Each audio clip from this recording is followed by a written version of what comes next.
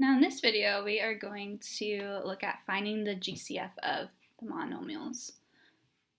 So in this first problem, I have 18x to the fifth, y squared, and 24xy. So I want to find the greatest common factor of each of these. And so looking up here for GCF monomials, my first step is I want to find the GCF of the coefficients. So I want to find the GCF of 18 and 24. So I'm going to start with 18 and list all of my factors. So I'm going to start with 1, so I have 1 times 18. 2 times 9 gets me 18. And 3 times 6. 4 doesn't go into 18. 5 doesn't go into 18. And now I'm back at 6 on this right-hand side. So those are all my factors of 18. Next, I'm going to find my factors of 24. So I got 1 and 24. 2 times 12 gets me 24. 3 times 8 gets me 24. And then 4 times 6 gets me 24.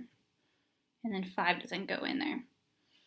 So now I'm going to look at both of my lists, and I see that the biggest number that they have in common is 6.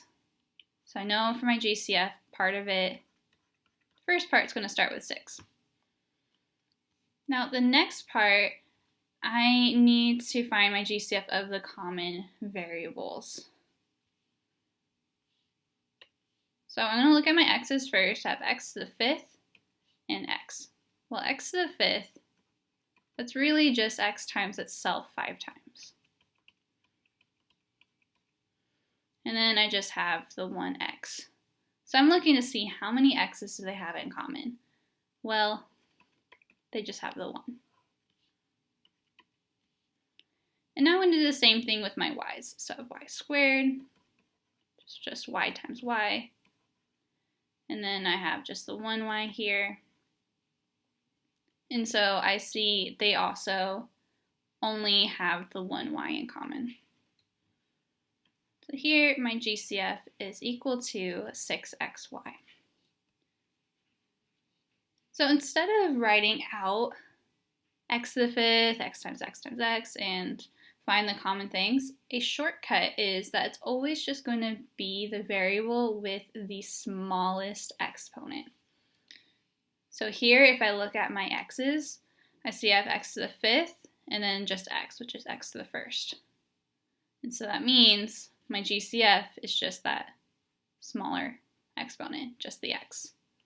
And the same with the y's. So let's put that into practice into this next one. So looking at this next one, I have 32x cubed y to the 6 and 16x squared y cubed. A quicker way to do the GCF of the coefficients is I'm going to go ahead and start with my smaller number, the 16, and find all of those factors first. So I have 1 times 16 equals 16, 2 times 8, and then 4 times 4. And then when I'm looking for the factors of 32, I'm going to go ahead and look at my factors of 16, starting at the highest one, and see if it goes into 32. And because then I know that's automatically going to be my GCF. So I'm going to start with my highest, 16. Now I need to think, okay, does 32, can I divide that by 16?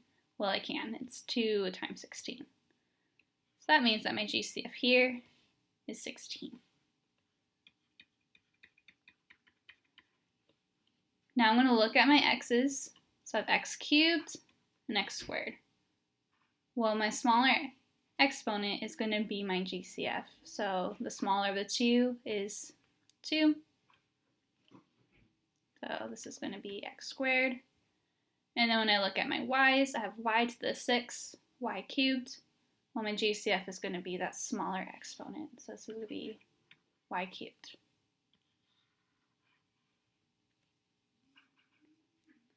Go ahead and pause the video. I want you to try to do number 3.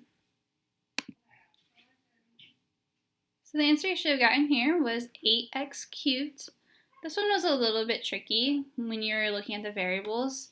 Since my second term didn't have a y with it, a y is not going to be part of my GCF. The GCF, it has to be in both. And so that's why there's no y in this. Okay, go ahead and pause the video again. I want you to try and do that last one. So when finding the GCF of the coefficient, you should have gotten 15, since 15 goes into 64 times. And then just to go over the variables again, I'm going to first start with my x. And I'm going to look to see which one has the smaller exponent. Well, this one's just going to be x. Looking at my y's, I have y to the 10th, y to the 12th. Well, 10 is the smaller exponent. And then z to the 9th.